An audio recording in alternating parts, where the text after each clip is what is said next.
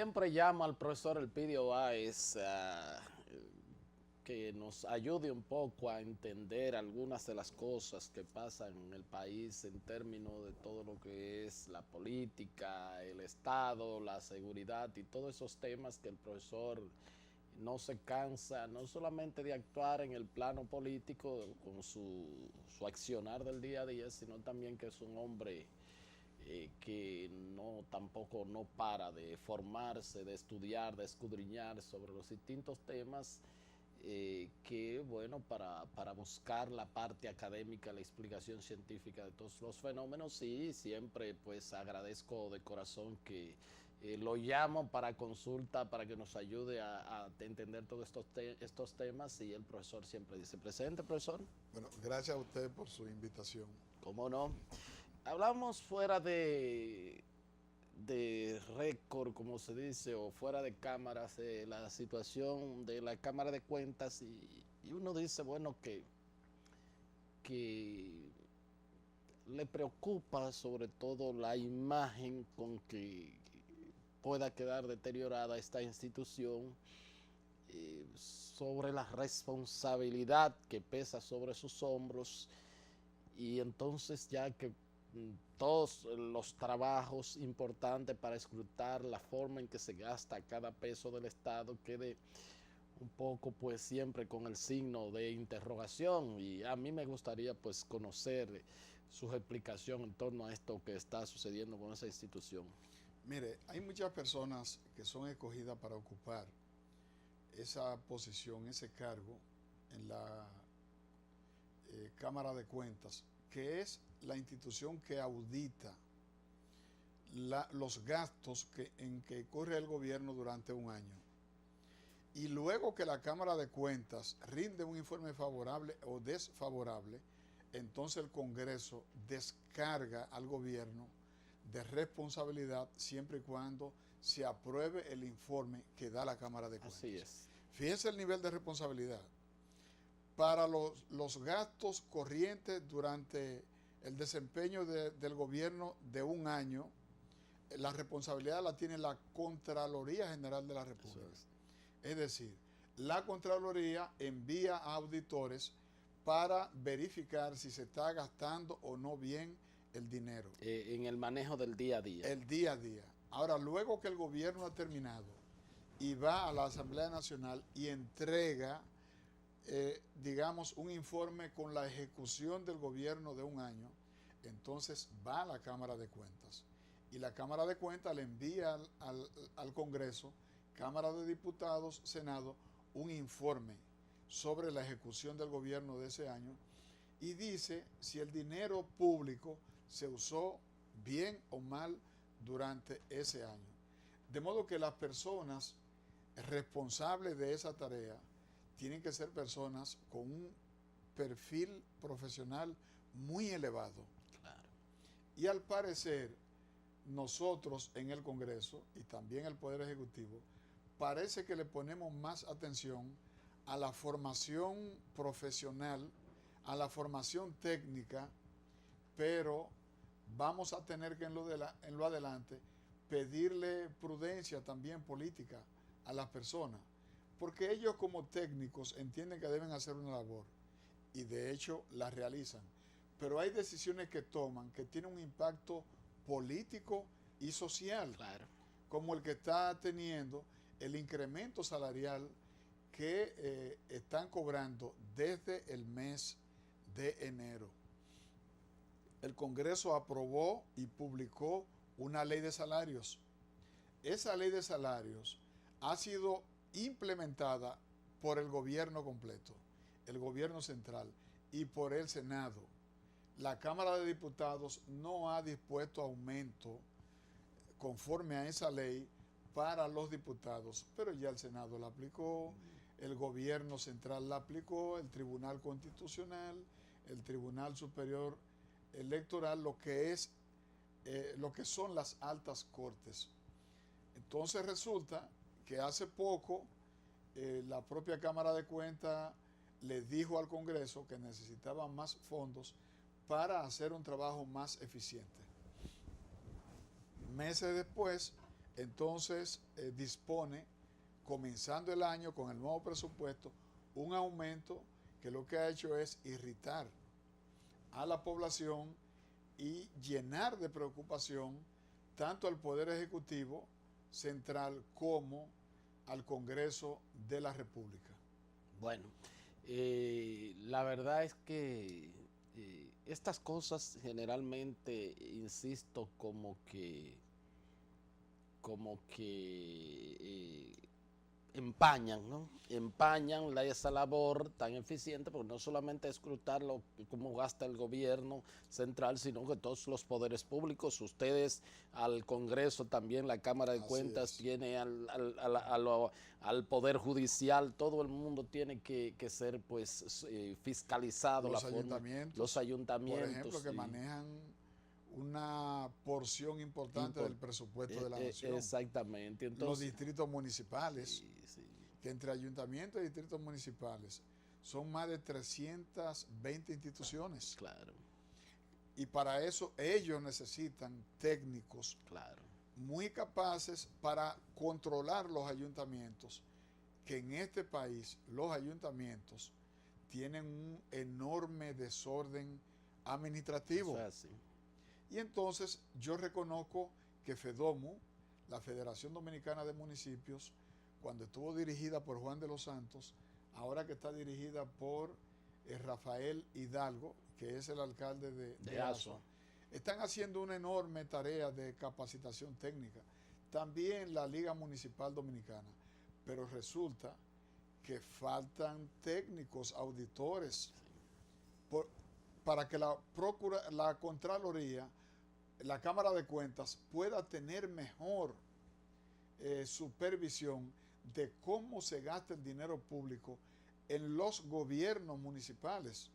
Incluso hubo un estudio de Finjus donde se determinó que más del 75% de los ayuntamientos no tenía supervisión para el gasto de los fondos públicos.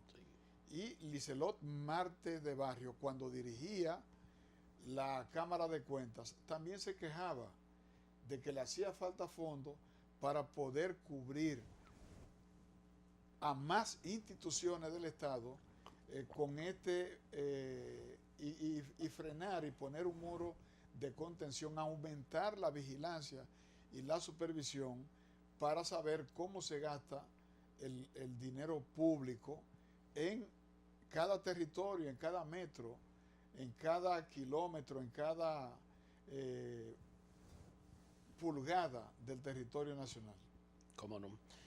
Bueno, hay otro tema, profesor, la situación de la inmigración, de indocumentados, sobre todo. Hemos visto cómo las fuerzas públicas han tenido que desplazarse a la frontera. Nuevamente en otro municipio también se produce una tragedia ahí que involucra a un extranjero y se siente como una especie de crispación en todo esto, y aparentemente se necesita como una solución o un trato integral a todo este problema, porque como con las cosas particulares generan entonces una situación de carácter nacional.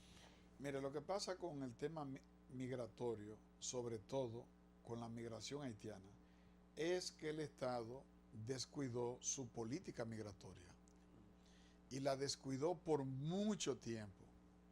Incluso aprobó una nueva ley de migración, y para que esa ley entrara en vigencia tuvo que esperar 6 años. El reglamento. Porque el reglamento no lo había elaborado. ¿Y cuándo es que realmente el Estado como Estado le pone atención al tema migratorio? Con la sentencia 168-13 del Tribunal Constitucional, que prácticamente obligó al gobierno a ponerle atención a este problema migratorio. Entonces tú tienes que a este país entra quien le da la gana, no quien decide el Estado que debe entrar, que son dos cosas diferentes.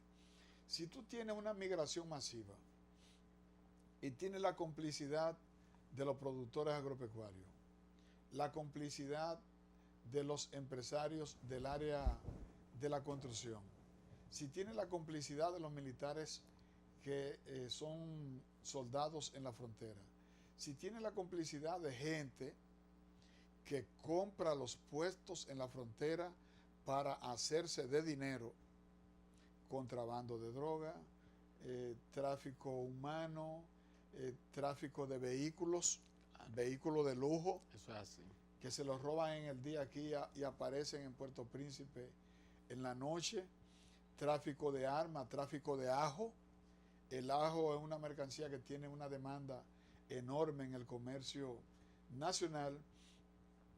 Si el gobierno no le pone atención a este tema, entonces lo que se ha presentado en Pedernales, lo que se ha presentado en Mao, lo que ha sucedido en Dajabón, lo que está pasando en Santiago, lo veremos con más frecuencia. Entonces, ¿qué requiere todo esto?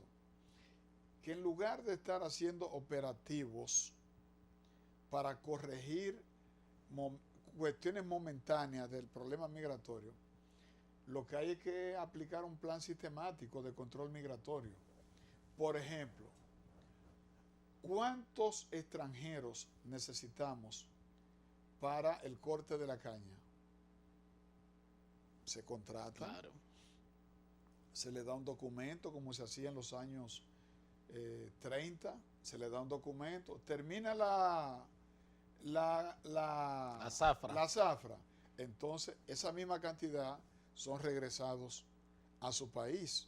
Cuando venga de nuevo la zafra, entonces los mismos empresarios acuerdan con el Ministerio de Trabajo y con Migración la contratación. Pero también tú tienes que saber cuántos albañiles y obreros de la construcción tú necesitas. Necesitas 200, 300 mil. Entonces, junto con la Asociación de Constructores Privados y con el mismo gobierno que construye, se ponen de acuerdo y contratan esa mano de obra. Si hay otros sectores de la economía dominicana que requiere de extranjeros, sector agropecuario, se contratan, se documentan y se establece un control.